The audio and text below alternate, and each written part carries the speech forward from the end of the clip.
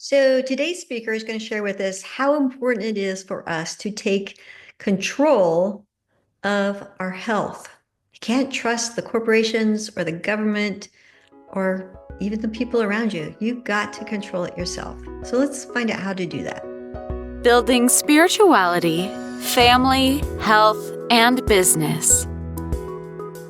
This is The Giant Builders with Lois Wyant. Hey, Giant Builders, welcome. I'm so happy you joined us today. Today's guest is Mike Vera. Hi, Mike, how are you? I'm doing quite well, thank you. Hey, can you tell our listeners a little bit about yourself and what you do?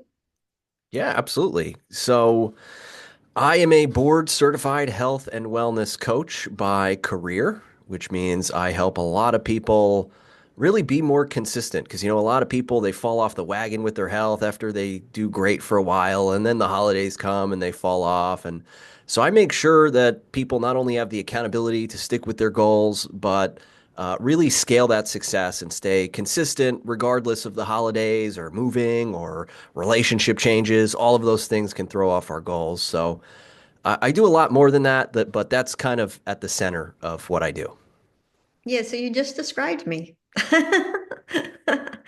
I mean, what is it, the 15th of January, 90% of people drop their goals. Is that the deal? Yep, that's right. But there is a solution, and I think one way to frame it, like if you look at any successful business, there's holidays. After the holiday, the businesses they don't go like, oh, well, now we got to start from scratch and we got to get all our systems in place and we got to really jump back to work. No, like businesses that do well, they have a lot on the line. They have people they got to pay, they got money they got to make, so they have systems and infrastructure in place that allows them not only to stay consistent, but to scale their success so that they can keep building on it. It also, those systems help reduce chances of error, and I can go on and on. So my point here, I'm not saying start a business that, or run your life like a business, but I am using a business as an example to say that the systems that they use are what sets them up for success. And so it would follow when we're talking about health or any of your personal goals, having a system in place is really what's going to allow you to stick with it and accomplish what you want to accomplish. Yeah, any advice on like how to set up that system? Well, it's different for everybody. I mean, I work with people who, let's say, a type A CEO is probably going to have something a little more advanced. I mean, they might use project management software that has a lot of moving pieces and automations and really learning digital tools. And that's super powerful. That can be great. Then I work with people who are kind of just generally interested in health. Maybe they want to lose a little weight. They're very dedicated to their career and time is limited, right? So they're kind of spread thin. They're not going to take the time to learn complex project management software. It's just not necessary. It's not going to happen. So systems can be something as simple as putting something in your calendar. That is a system for managing your time. And you know what? When we have a dentist appointment, what's the first thing we do? We schedule it into our calendar. Why? Because we want to hold ourselves accountable, because we're responsible adults and we stick with our word. We schedule the appointment. We're going to go to the appointment. We put it in our calendar. We make it happen. But then a lot of us, we set goals around our health or even other things, and we let these other things, like my boss's priorities, have taken precedent over my own personal goals of self-care, taking care of my own body, health, mental state, whatever it is. It's often to sideline, or it's easy to often sideline our own priorities over other people in our lives. And so just starting somewhere and dedicating to building a system around it, whether that's alarms on your phone, calendars, and there's a lot you can do, but it is different for everybody. Yeah. So in your notes, you mentioned propaganda campaigns. Can you expand on that for me? Yeah, well, I must admit, starting the way that I did is a little atypical from how I usually start, because that's actually usually where I end. I usually start with this part here, the propaganda, because when you think about it, all of us are constantly exposed to influential messages way more than we realize. Most of us don't pay attention to this at all. Every time we open up our phone, we turn on the TV, we log into the computer, we go on social media, we talk to a friend, we are constantly exposed to influential messages. And if you think you are immune, you are fooling yourself, because here's a perfect example that everybody can relate to.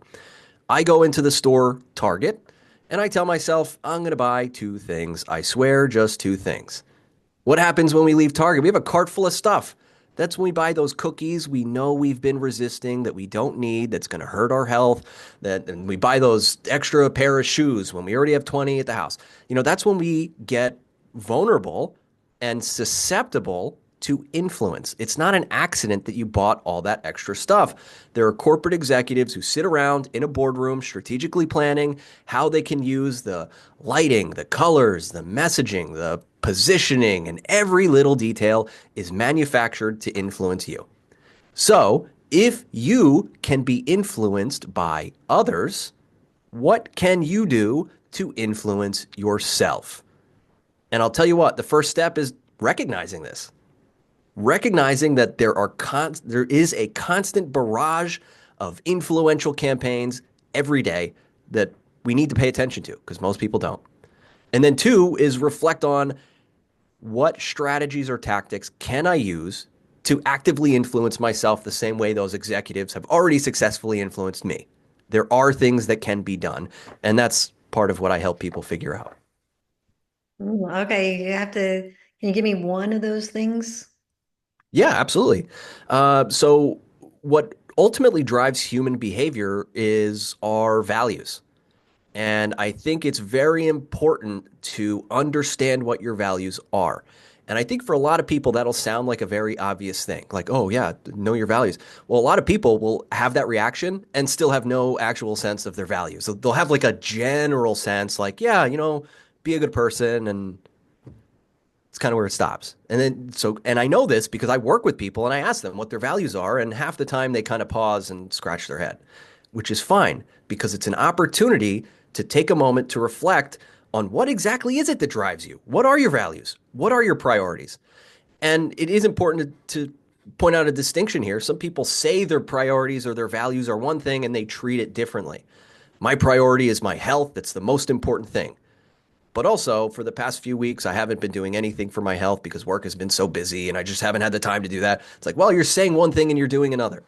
So here's one way to approach this to really, we started here with propaganda, to kind of propagandize yourself. And I say that in the best way possible. I know that word can be a little scary, but if we can be propagandized, we can propagandize ourselves.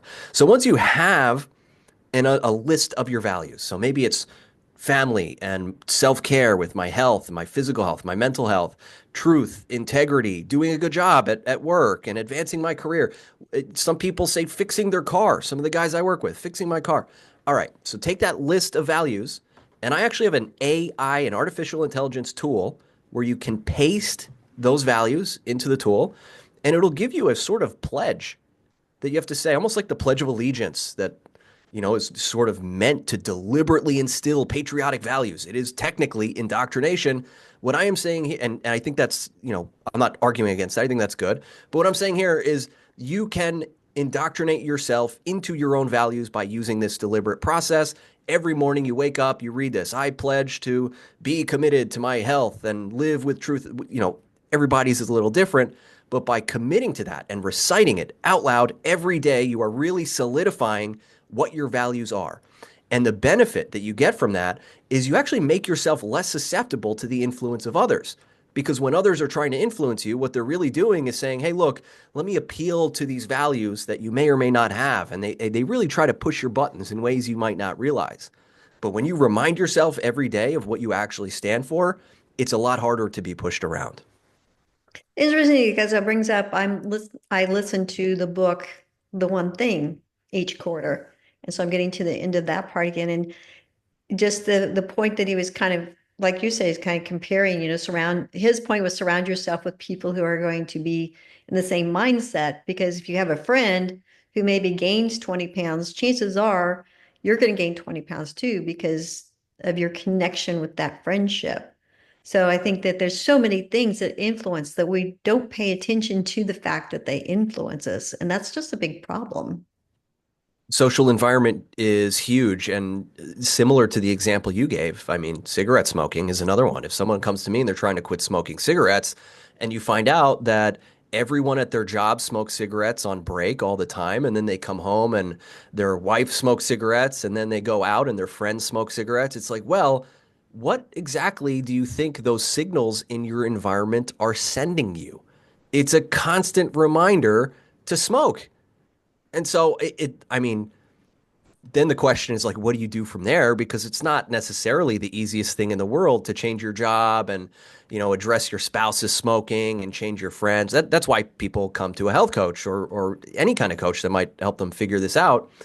So it does take a bit of work. I mean, it's like if I'm trying to quit eating tons of candy and I live and I work in a candy store, how realistic is that goal going to be? How successful am I likely to be? So we do need to think about the role of our environment when it comes. And I mean, there's a million things I could say on this. A lot of people, they want to work out at home, and then you sort of assess their environment only to find out that there's no setup at all for anything conducive to exercise. And even further, the environment is most conducive to relaxing and chilling out all the time watching TV. Well, again, pay attention to the signals in your environment. And when you manipulate those deliberately according to the way that you're trying, according to the outcome that you're trying to achieve, I think you'll find a lot more success. So couch crunches don't count, huh? Well, it could. It really could. I mean, I'm not saying move all the furniture in your house, but there are creative ways you can approach this. So let's say your habit is you come home from work and you want to work out. This is the only time I have. I have 10 minutes to work out before dinner, but your current habit, which is very strong, is you get home and you sit on the couch and you just veg out and watch TV for 10 minutes till the show's over and you can make dinner. Well, what if you put like in the morning, first thing in the morning, what if you put like light dumbbells on your couch? So now, yeah, I guess you could sit down. You still have that option, but you have a solid reminder right there. You actually have a physical obstacle preventing you from sitting on the couch where if you do want to sit down, you actually have to touch the weights and move them away from where you set them in the first place, which was meant to set yourself up for success. So you can make it a lot harder for yourself to bail on those goals that you set for yourself by setting your environment up for success. I love that reminder. It's kind of like, well, you have to move them, so just do something with them while you're while you're moving them. It's like take advantage of them. Yeah, What effect do you feel social media has on our health? good and bad.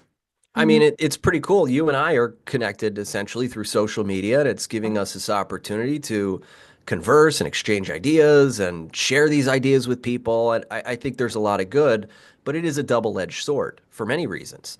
One, because of the influence that I described earlier, how you have to be careful about what you're exposed to because the information that you consume is much like the food that you consume, right? We consume food and it builds the cells in our body.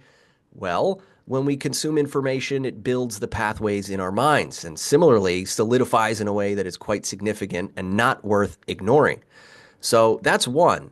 But even further, there is this tendency to build ourselves the most comfortable digital environment we possibly can, much like what we discussed with the sofa, where anytime we come across an idea that is quite different from ours, we block them, we mute them, we remove them from our feed, and slowly over time, we build an echo chamber for ourselves of all the ideas that we like and make us feel good and reinforces everything we already think. Well, take a moment to reflect on that because what you're really building is something that's going to make you intellectually weak and sensitive. You're not going to come across challenging ideas that might expand your mind. And anytime you do come across an idea that challenges yours, there's going to be this tendency to back away from it instead of the intellectual thing, which is to explore it a little further and ask questions. And even if you disagree, build a connection. So it's a double-edged sword. There's plenty of good, but there's plenty of serious risks when it comes to advancing our health and our mind. So what inspired you to start your business? And also I'll share with listeners, you have a podcast called Healthy and Awake. What Yes. inspired you to start all of this? There's a few different ways that I can answer that. But I think it actually goes back as far as when I was 13 years old. On Napster, I downloaded stand-up comedy by George Carlin. And George Carlin, for those who don't know, in his later stand-up years, was basically saying challenge authority, question everything, be skeptical. And you can imagine as a 13-year-old kid, I had only heard the opposite of that. Listen to us. We're your parents. Listen to the teachers. Read the textbooks. That's the authority. And it was just obey, comply, be obedient. And anytime I did ask questions or be skeptical, I got reprimanded. So here comes George Carlin telling me, no, no, no, like you do have to question everything. This is the path to critical thinking and intellect. And so that stuck with me for the rest of my life. I still think about it literally every single day. And so, what I do with my business as a board certified health coach, as the host of Healthy and Awake podcast, talking with medical doctors from around the world, is we challenge the status quo in health. And especially over the past few years, with a lot of the corruption and incompetence related to the pandemic, there is a real hunger for people who do challenge the status quo. I think more people are waking up and realizing the system is not exactly set up to optimize our individual health. If anything, it's optimized for making as much money as possible. I think a lot of people are probably not surprised to hear that. Yeah, that's true. Talk to me about cognitive psychology. Yeah, cognitive psychology, to put it kind of simply, is referring to how the mind works. It's really the software of the brain. So, not the hardware like the actual brain, the neurology. Cognitive psychology is the software. So, that plays a big role in our decision making, our motivation, our ability to critically think and be disciplined. All of that, it's like the computer software that makes us think. And the reason that's important to pay attention to is because those target executives that we talked about earlier, they study this, which means they study how you think.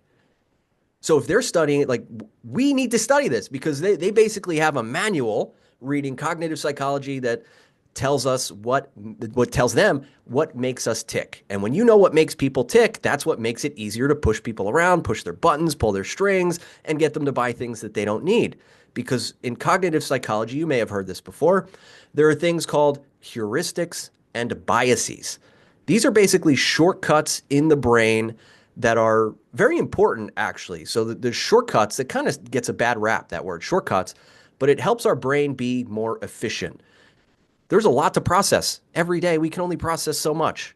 So it serves a very strong biological function for survival to take those shortcuts.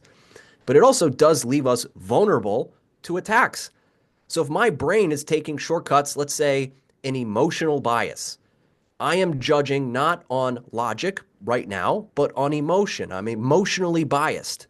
Marketers can use that to appeal to your emotions. This product will make you feel good. And you see ads like this all the time. That's the appeal to emotion. They're appealing to a shortcut in your brain.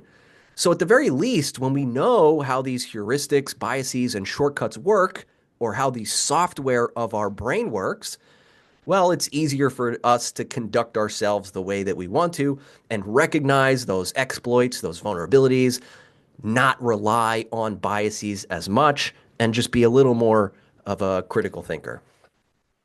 So tell me what you think about artificial light. Artificial light. It's honestly the number, in my opinion, the number one topic in health that is underrepresented, and that's a travesty. It's actually, for anyone who's watching and not listening, I'm wearing some funky looking red lens glasses. These are blue light blocking glasses. And that ties to circadian health. So circadian rhythm, a lot of people have heard. When the people hear circadian rhythm, they think of sleep. It's like the number one thing. And that's good. It's only really a piece of it. Circadian rhythm, and I will answer your question about light, but this kind of sets the scene.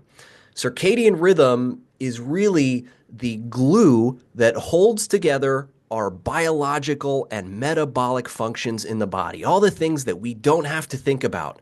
We wake up in the morning, we have energy, we get hungry. All those things, we don't have to sit here and think, okay, let me close my eyes and get hungry now so I can eat. No, no, no. That's driven automatically very much by circadian rhythm. And the way circadian rhythm works is by the light in our environment. So when we wake up, we see it's daytime, our body recognizes the light, actually consumes the light, and it starts doing all the daytime things that it's supposed to do. Then the sun goes down, there's the absence of light in a perfect world, and it starts producing the melatonin and gets us sleepy and doing all the repairing the body, doing all that stuff. But actually, the way our environment is set up in the modern world, it actually is totally backwards. What's the first thing most people do when they wake up is they look at blue light screens on their phone, and they do that through the entire day, all the way up to midnight. Now, the blue light, you hear that all the time, blue light. Why is blue light a problem? Especially when you realize blue light's in the sun. Blue light in isolation at night is the problem because you're actually telling the body it's daytime. This is why, and I would imagine at least 70% of your listeners have experienced this. It's nighttime. I should be getting ready for bed. But now, while I'm watching TV or flipping through my phone, all of a sudden, you know what? I'm kind of hungry and I'm not tired at all. And my mind is racing and I'm anxious and I don't know why.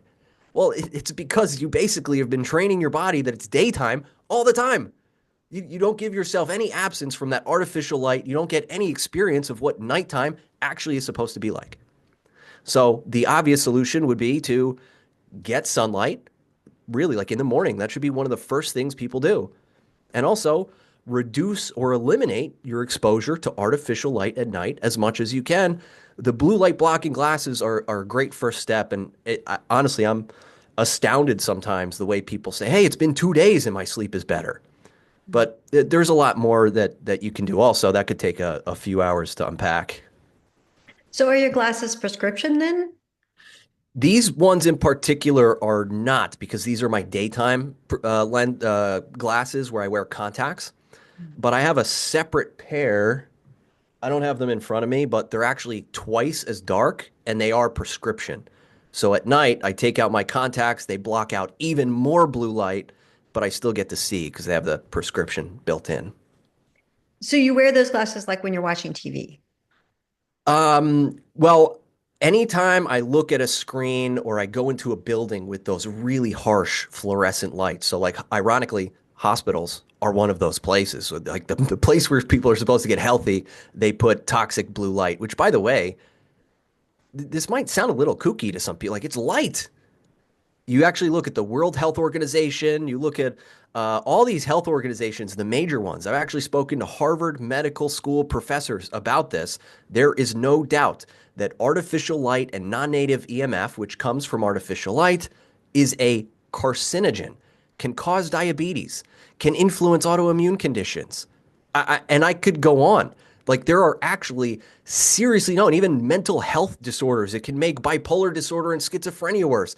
I can go on and on. So there's no doubt. I'm not speculating here. The research is overwhelming that artificial light is harmful.